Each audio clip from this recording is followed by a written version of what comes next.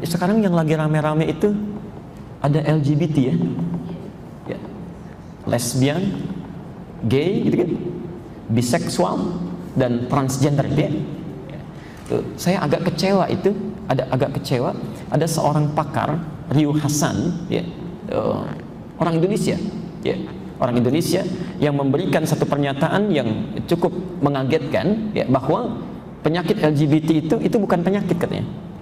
Itu sesuatu yang normal, Jadi bawaan fitrah otaknya itu sudah begitu, Bawaan fitrah otaknya sudah demikian, itu normal. Dalam ilmu psikologi katanya itu sesuatu yang sudah ditepis dan disepakati sebagai bagian yang bukan dari penyakit. Jadi bawaan normal, struktur otaknya beda, Struktur otaknya lain. Alhamdulillah.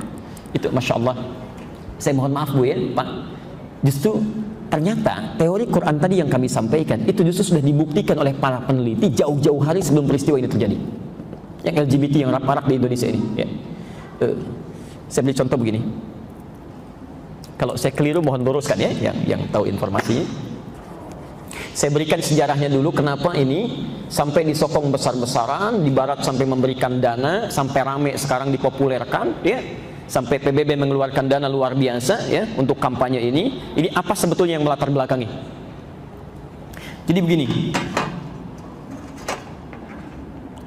Tahun sekitar 1948 ada seorang ahli dari Polandia, pakar saraf, namanya Jerzy Knorski, Jerzy Knorski, sekitar tahun 1948 itu memperkenalkan sebuah teori bahwa otak manusia itu ternyata sifatnya seperti plastik, fleksibel. Berdasarkan apa yang dia terima, informasi yang masuk ke dalam otak, seperti itulah otak akan bersikap. Di otaknya tidak kaku, ternyata tidak kaku. Dapat informasi ini, dia respon dengan keadaan sarafnya. Dengar situasi begini, otak kemudian memberikan respon dari pendengaran itu. Nah ini ternyata membantah teori yang telah berlaku sebelumnya bahwa otak manusia itu cenderung kaku. Kalau sudah begitu ya begitu.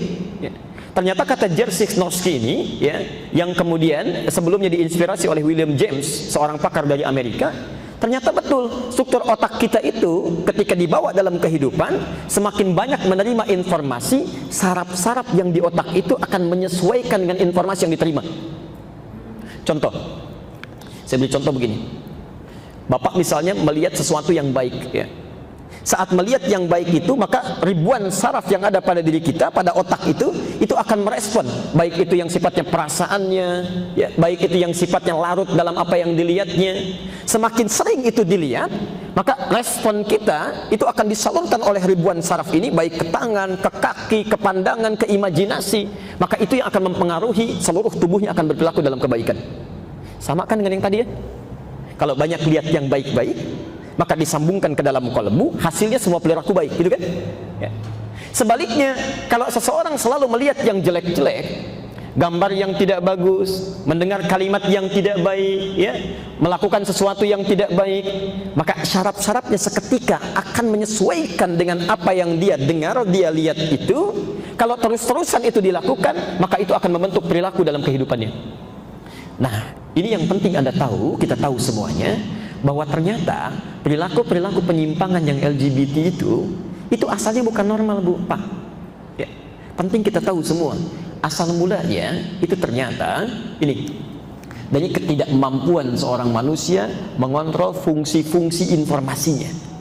Di orang yang selalu lihat gambar-gambar yang buruk, dari situ sering lihat, bergaul dengan orang yang salah, mendengar informasi yang keliru, sehingga dari situ muncul imajinasi, terjadilah penyimpangan itu. Itu dibuktikan. Dan penyimpangan pertama adalah penyimpangan yang menularkan virus HIV itu.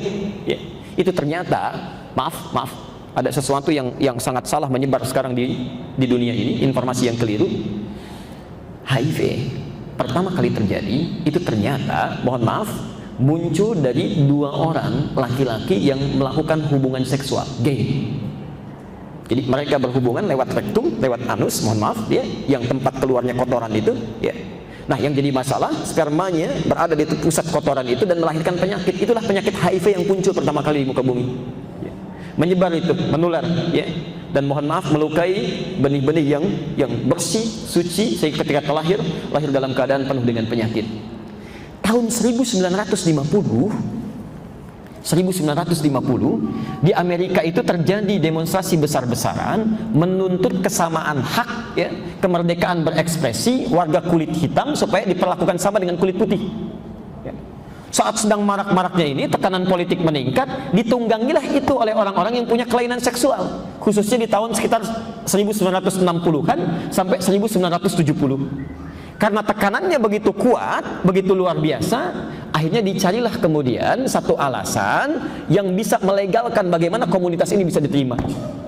Pada tahun 1973 itulah kemudian dikeluarkan sebuah pernyataan bahwa, mohon maaf, ini asal mulanya, gay, lesbi, transgender termasuk yang lainnya, itu ternyata mereka, maaf, yang tadi saya sampaikan, memiliki struktur otak yang berbeda, lahir dengan otak seperti ini, karena itu mesti diterima dari manusia yang normal sesuai dengan fitrahnya. Itu pertama kali munculnya dari situ.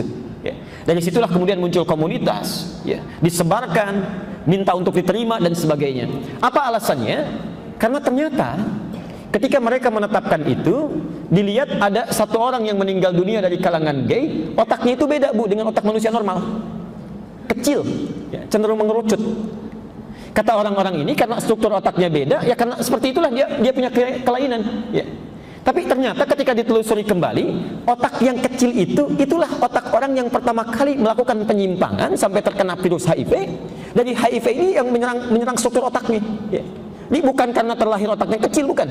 Tapi karena kena virus, kena penyakit HIV tadi, ya, terserang otaknya menjadi mengerucut, jadi kecil. Ya, asalnya dari situ. Ini sekarang yang mau saya sampaikan, kampanye-kampanye yang mengatakan bahwa LGBT itu legal, tidak punya kelainan, ya, sesuatu yang normal, itu sesuatu yang sangat keliru fatal. Ya, suatu penyimpangan yang sangat luar biasa. Tapi kaitan dengan fokus bahasan kita, penyimpangan-penyimpangan itu muncul justru karena mereka dalam aktivitas kesehariannya mengundang penyakit dari pandangannya, ya, dari pendengarannya.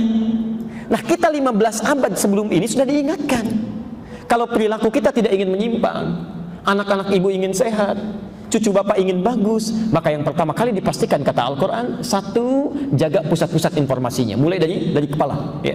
Qul lil mu'minina yaghuddu min absarihim, katakan bagi pria-pria yang beriman, tolong jaga pandangannya. Yang baik lihat, yang buruk jangan dilihat. Kebanyakan orang yang melihat adegan-adegan yang mesum itu yang melahirkan kemudian tindakan-tindakan yang tidak diharapkan. Orang-orang yang seringkali nonton tayangan-tayangan yang buruk, gambar-gambar yang dilarang, ya, itu yang kemudian melahirkan perilaku-perilaku penyimpangan yang tidak diharapkan. Ya. Jelas sampai sini bagian pertama.